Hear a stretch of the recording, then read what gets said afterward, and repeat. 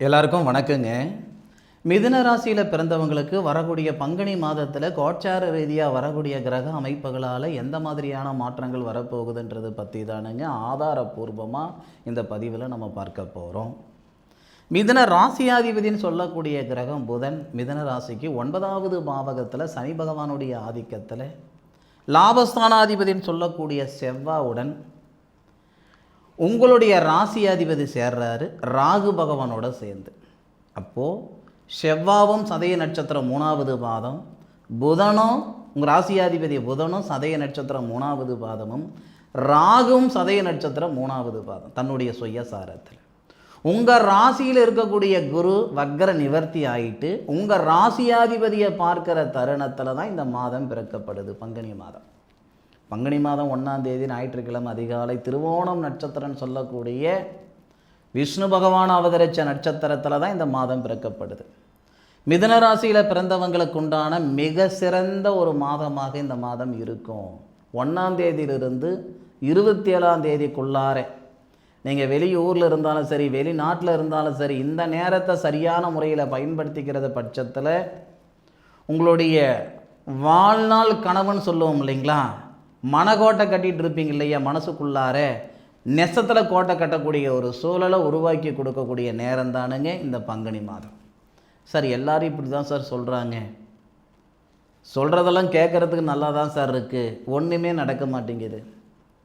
அப்படி கிடையாதுங்க. ஆதாரம் சொல்கிறேன், கேட்டுக்கிடுங்க. மிதுன ராசியாதிபதினு சொல்லக்கூடிய புதன் உங்கள் ராசிக்கு 9வது பாவகம், அதாவது சனி பகவானுடைய ஆதிக்கத்தில் இருக்க, சனி பகவான் 9 கூடிய கிரகம் வாக்கிய பிரகாரம் மாறி இருக்கார். திருக்கணித பிரகாரமும் நமக்கு தொழில் ஸ்தானத்தில், வாக்கிய பிரகாரமும் சனி பகவான் தொழில் ஸ்தானத்தில். அப்போது சனி பகவான் உங்களுடைய ராசிக்கு யோகக்காரகர் தான். சனி பகவான் எனக்கு கெடுத்து விட்டார், சனி பகவான் எனக்கு கெடுதல் பண்ணிவிட்டான்னு சொல்கிறதுக்கெல்லாம் வாய்ப்பு கிடையாது. அப்போது சனி பகவானுடைய ஆதிக்கத்தில் புதன் இருக்க, சனி பகவான் ராசிக்கு 10வது பாவகம் தொழில் ஸ்தானத்தில் குரு பகவானுடைய சாரம், ஏன்னா வாக்கியம் தான் மெயினாக பிரதானமாக. அப்போது குரு பகவானுடைய சாரம்னா குபேரர் அவதரித்த நட்சத்திரத்தில் இருந்து உங்களுடைய ராசிக்கு 4வது பாவகன் சொல்லக்கூடிய சுபஸ்தானத்தை பார்க்கிறார் சனி பகவான். ஏற்கனவே தொழில் ஸ்தானாதிபதினு சொல்லக்கூடிய தனகாரகன் உங்கள் ராசியில் வக்ர நிவர்த்தி அடைஞ்சு உங்கள் ராசியாதிபதியை பார்க்கிறார். இந்த சனி பகவான் தொழில் காரகன் உங்கள் ராசிக்கு 4வது பாவகன் சுபஸ்தானத்தை பார்க்கிறார். அப்படி இருக்கிற பட்சத்தில் 1ஆம் தேதியிலிருந்து சரியாக உங்களுக்கு 27ஆம் தேதி வரை, அதுவும் இந்த 11ஆம் தேதிக்கு மேற்கொண்டு இன்னும் சிறப்பாக இருக்கும். ஏன்னா லாபஸ்தானத்தில் சுக்கிரன் வேற வருவார், அது இன்னும் ஹைலைட் பிரமாதமாக இருக்கும். அதே மாதிரி 19ஆம் தேதி செவ்வாய் லாபஸ்தானாதிபதி தொழில் ஸ்தானத்தில் தொழில் காரகன் சொல்லக்கூடிய சனி பகவானோட சேர்ந்து உங்கள் ராசியை 4வது பார்வையாக பார்க்கிறார்.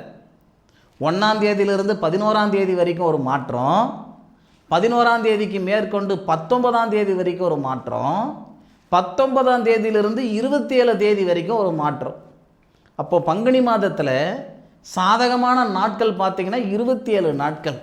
மிதுன ராசியில் பிறந்தவங்க, பொதுவாக மிதுன ராசியில் பிறந்தவங்க பல பேருடைய வாழ்க்கைக்கும் வாழ்வாதாரத்துக்கும் உறுதுணையாக இருந்தவங்க.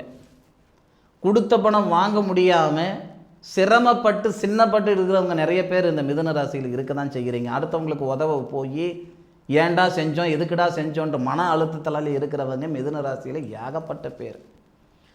ஒன்றே ஒன்று சொல்கிறேனுங்க, நீங்கள் சம்பாரித்தது தான் அழிச்சிங்க, தாரவாத்திங்க, ஏதோ ஒரு வகையில் சம்பாரித்து விடுவீங்க. அதுவும் இந்த நேரம் மிதுன ராசியில் பிறந்தவங்களுக்கு சம்பாதிக்கிறதுக்கான நேரம் கிடையாதுங்க ஐயா, இது சாதிக்கிறதுக்கு உண்டான நேரமாக இருக்கும். சரியான முறையில் பயன்படுத்திக்கிட்டிங்கன்னா கரெக்டாக உங்கள்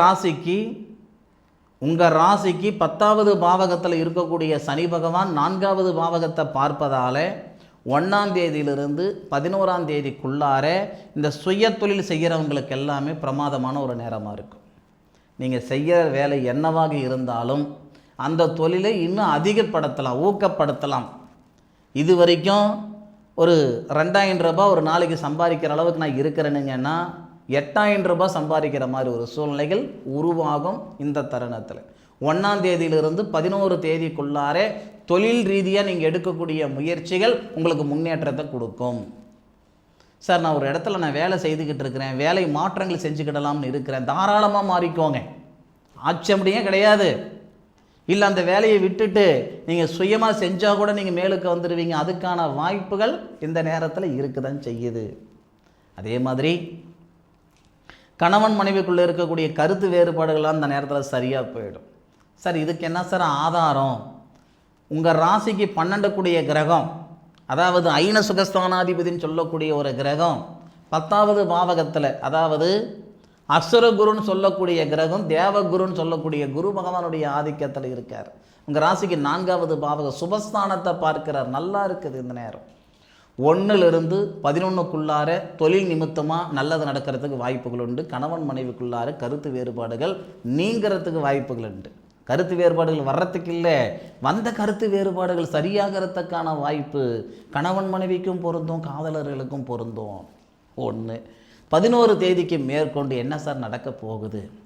லாபஸ்தானத்தில் சுக்கிரன் வராரே, லாபஸ்தானாதிபதின்னு சொல்லக்கூடிய செவ்வாய் 9வது பாவகத்தில் குரு பகவானுடைய ஆதிக்கத்தில் இருந்து உங்கள் ராசிக்கு 12வது பாவகத்தை பார்க்கிறார்.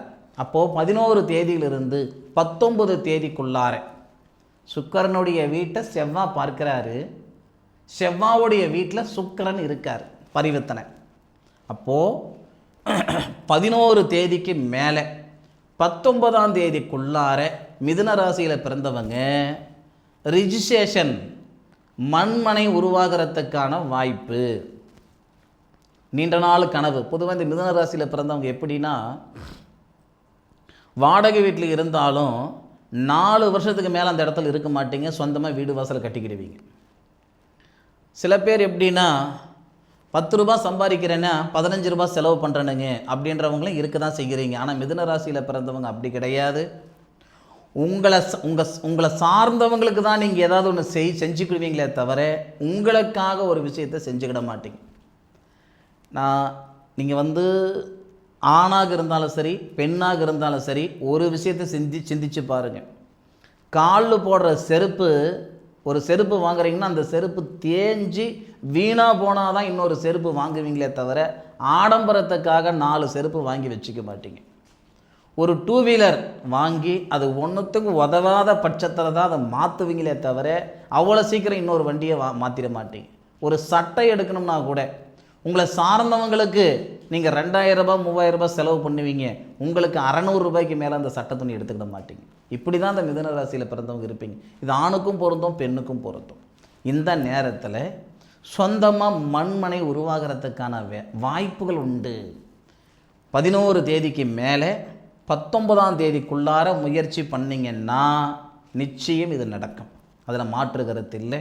அதே மாதிரி வீடு வாசல் அடமானம் வச்சுருக்கிறேனுங்க, மீட்க முடியல. பேங்க்கில் இஎம்ஐ கட்டிகிட்டு இருந்தேனுங்க, கட்டி முடிச்சு போட்டேனுங்க, வாங்க முடியல. சொத்து தகராறாக இருக்குதுன்னா, மண்மனையில் தகராறு இருக்குதுன்னா இந்த நேரத்தில் சரி செஞ்சுக்கிடலாம். போகாத இடத்துக்கு போனன்ற பேர், செய்யாத தப்புக்கு செஞ்சன்ற பேர், வாங்காத பணத்துக்கு வட்டி கட்டிகிட்டு இருக்கிற மாதிரி சூழ்நிலைகள் இருக்குது. ஒரு வெள்ளை சட்டையில் கரும்புள்ளி பட்ட மாதிரி ஆகிப்போச்சுன்னா இந்த நேரத்தில் இந்த மாதிரியான சங்கடங்கள் எல்லாமே சரியாகும். அனுபவித்து சொல்லுங்கள். ஆராய்ச்சின பலன் சொல்லிகிட்டு இருக்கேன், அனுபவித்து சொல்லுங்கள் நடந்துதா அல்லது நடக்கலையான்ட்டு. அதே மாதிரி இந்த 11ஆம் தேதிக்கு மேற்கொண்டு 19ஆம் தேதிக்குள்ளார இன்னொரு அதிசயம் இருக்குது. வெளிநாடு போகிறதுக்கான சந்தர்ப்பமும் இந்த நேரத்தில் இருக்குது. உங்களுக்கு வெளிநாடு போகணுன்ற எண்ணம் இருக்குது, இல்லை வெளிநாட்டுக்கு உத்தியோகம் இங்கேருந்து நான் செஞ்சு கொடுக்கணுன்ற, வெளிநாடு சம்மந்தப்பட்ட வேலைகள் ஏற்றுமதி செஞ்சுக்கிடணுன்ற எண்ணங்கள் இருக்குதுன்னா இந்த புதன் குரு பகவானுடைய பார்வையில் இருக்க உங்கள் ராசிக்கு 10வது பாவகத்தில் சூரியன் சனி சுக்கிரன் இந்த கிரக அமைப்புகள் எல்லாம் இருக்கிறதுனால நிச்சயமாக இந்த எக்ஸ்போர்ட் சம்மந்தப்பட்ட ஏற்றுமதி சம்மந்தப்பட்ட தொழிலும் இந்த நேரத்தில் உருவாகிறதுக்கு வாய்ப்புண்டு.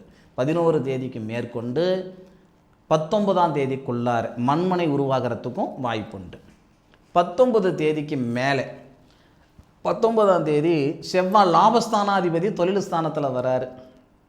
இது இன்னும் பிரமாதமான ஒரு நேரம். நான் தான் முதலையே சொல்லிட்டேனே, மிதுன ராசியில் பிறந்தவங்களுக்கு 1ஆம் தேதியிலிருந்து 27ஆம் தேதி வரைக்குமே பொற்காலம். இந்த பிரபஞ்சம் எல்லாருக்கும் எல்லா நேரத்துலையும் சாதகமான பலன் தர்றதில்லை. ஒவ்வொருத்தருக்கும் ஒவ்வொரு தருணத்தில் தான் சாதகமான பலன் தரும். பங்குனி மாதம் 27 தேதி வரையே சிறப்பு. 19ஆம் தேதியிலிருந்து 27 தேதி வரை உங்களுடைய ராசிநாதன் சொல்லக்கூடிய அந்த புதன் குரு பார்வையில் தான் 27 தேதி வரைக்கும் இருப்பார். 1ஆம் தேதியிலேருந்து 27 தேதி வரை.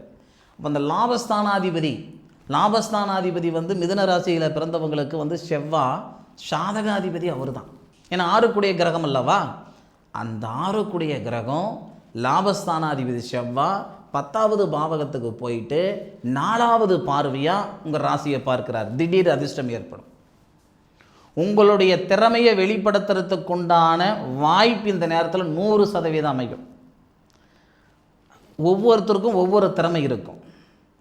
அந்த திறமை வெளிப்படுத்துறதுக்கான சந்தர்ப்பம் எல்லாருக்கும் எல்லா நேரத்துலையும் வர்றதில்லை. எத்தனையோ பேர் எல்லா தகுதியும் இருந்து ஒரு சந்தர்ப்பம் அமையாமல் இருக்கிற இடம் தெரியாமல் இருக்கிறவங்க நிறைய பேர் இருக்காங்க இல்லையா? தகுதியே இல்லாதவங்க எங்கெங்கேயோ இருக்கிறாங்க. எல்லா தகுதி இருந்து ஒரே இடத்துல நான் இருந்துக்கிட்டு இருக்கிறேன்ற ஆதங்கம் மிதுன ராசியில் பிறந்தவங்களுக்கு இருக்க தான் செய்யும். இந்த நேரத்தை பயன்படுத்திக்கோங்க சாமி. 19ஆம் தேதியிலிருந்து 27ஆம் தேதிக்குள்ளார 100% உங்களுக்கான வாய்ப்பு வரும். லாபஸ்தானாதிபதி சாதகாதிபதின்னு சொல்லக்கூடிய செவ்வாய் தொழில் ஸ்தானத்துக்கு போய் குரு பகவானுடைய சாரம் வாங்குவதால், குரு பகவானுடைய சாரம்னா புரட்டாதி நட்சத்திரம் குபேரர் அவதரிச்ச நட்சத்திரத்தில் செவ்வாய் வரும் பொழுது குரு மங்கள யோகம். குருவுடைய வீட்டில் செவ்வாய், குருவுடைய நட்சத்திரத்திலையும் செவ்வாய், குரு இருக்கிற இடத்த பார்க்கிறார். தனக்காரகன் தான் குரு தனகாரகன். தனகாரகனுடைய வீட்டில் லாபஸ்தானாதிபதி இருந்து 4வது பார்வையாக உங்கள் ராசியில் பார்க்குறாரு. ராசி மேலே இருக்கக்கூடிய குருவை பார்க்கிறார். இது வந்து குரு மங்கள யோகம். இந்த குருமங்கள யோகம் நமக்கு எப்போ ஏற்படுதுன்னா 19ஆம் தேதியிலிருந்து 27 தேதி வரை தான். இந்த நாள் மிதுன ராசியில் பிறந்தவங்களுக்கு மிகப்பெரிய ஒரு சந்தர்ப்பமாக இருக்கும், மிகப்பெரிய வாய்ப்பாக இருக்கும். வாய்ப்புகளை பயன்படுத்திக்கோங்க. சந்தர்ப்பம் தான் இந்த பிரபஞ்சம் கொடுக்கும். ஏதாவது ஒரு வகையில் மனசால் வந்து, அதாவது கடவுளை வந்து மனசு ரூபம்னு சொல்லுவாங்க. ஏதோ ஒரு வகையில் நமக்கான ஒரு பாதையை இந்த பிரபஞ்சம் காட்டும். அந்த பாதையில் நாம் தான் போகணும். கை காட்டுமே தவிர இந்த பிரபஞ்சம் கையை பிடிச்சி கூட்டிகிட்டு போகாது. இந்த நேரத்தை பயன்படுத்திக்கோங்க. 19லிருந்து 27 தேதி வரை நமக்கான ஒரு வாய்ப்பு அமையும். அந்த வாய்ப்பை பிடிச்சிட்டு நீங்கள் போக வேண்டிய இடத்துக்கு போகிறதுக்கு வழியை பார்த்துக்கோங்க. மற்றபடி மிதுன ராசியில் பிறந்தவங்களுக்கு மிக சிறந்த ஒரு மாதமாக, மிக சிறந்த ஒரு வாய்ப்புகளாக பங்குனி மாதம் ஏற்பட போகுதுன்றதில் எந்த விதமான மாற்று கருத்தும் கிடையாது. இந்த நேரத்தில் நீங்கள் செய்யக்கூடிய செயல் உங்கள் வாழ்நாளில் மிகப்பெரிய ஒரு வாய்ப்புகளாக அமையும், பார்த்துக்கோங்க. அதே மாதிரி இந்த ஜாதக புத்தகத்தை எல்லா வீடியோலாம் காட்டிகிட்டு இருக்கிறேன்னு நினைக்காதீங்க. இதுக்கு மேற்கொண்டு கேட்டாலும் யாருக்கு நான் செய்து கொடுக்க போகிறதில்ல. ஏன்னா ஏற்கனவே ஜனவரி மாதம் 31 தேதி வரைக்கும் தான் இதை நான் செய்து கொடுத்தேன். தயவு செய்து யாராவது நம்மக்கிட்ட வாங்கிட்டு போனவங்க இருக்காங்களே நிறைய பேர், கமெண்ட்டில் சொல்லுங்கள் இது ஒர்த் இல்லையான்ட்டு. இதுக்கு நீங்கள் கொடுத்த பணம் உங்களுக்கு தகுமா அல்லது தகாதான்றது கமெண்ட்டில் சொல்லுங்கள். இது வந்து 2 மாதம், இது மார்ச் மாதம் இல்லைங்களா, மார்ச் முழுவதும் ஏப்ரல் முழுவதும், அவ்வளோதான் சரிங்களா. இந்த 2 மாதம் வரைக்கும் தான் இந்த புத்தகத்தை நான் எழுதி கொடுக்க போகிறேன். இந்த புத்தகம் வேணுன்றவங்க பயன்படுத்திக்கோங்க. இந்த புத்தகத்தில் இருக்கக்கூடிய விவரம் என்னன்னா, வாழ்நாள் முழுவதும் வரக்கூடிய பலன். அனுபவிச்சதில்லை, சாப்பிட்ட சாப்பாட்டுக்கு ஊறுகாய் தேடலை, சாப்பிட போகிற சாப்பாட்டுக்கு ஊறுகாய் தேடுறோம். முழுமையான தசா புத்தி பலன், நம்ம ஜாதகத்தில் இருக்கக்கூடிய முழுமையான யோக பலன், நம்ம ஜாதகத்தில் இருக்கக்கூடிய முழுமையான கோட்சார எல்லா சமாச்சாரமும் இதில் இருக்கும். இதில் இல்லாதது ஒன்றும் கிடையாது. ஆதி எந்த பரமான நிலையிலிருந்து உங்களுக்கு எப்படி சொல்கிறது, அஷ்டவர்க்கத்தில் இருந்து 27 யோகத்தில் இருந்து ராசி பலனு, நட்சத்திர பலன், லக்ன பலனு, தச பலனு, புத்தி பலனு, கோட்சார பலனு எல்லா சமாச்சாரம் இருக்கும்.